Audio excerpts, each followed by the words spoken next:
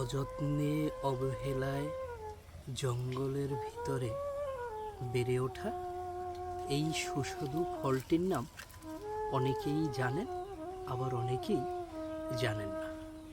কেউ কেউ এই ফলটিকে বলে গোলাপজাম। আমাদের বরিশালের আঞ্চলিক ভাষায় এই ফলটিকে বলে গোলামজাম।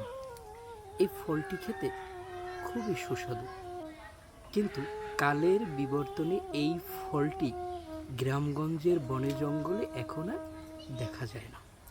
আমাদের সমাজেও কিছু মানুষ আছে অনেক গুণী, কিন্তু তাকে আমরা মূল্য দেই না, যত্ন নিতে জানি না, ঠিক এই গাছটির মতো। তাহলে আমরা গুণীর কদর যদি না করতে পারি, আমরা মানুষ হব কবে?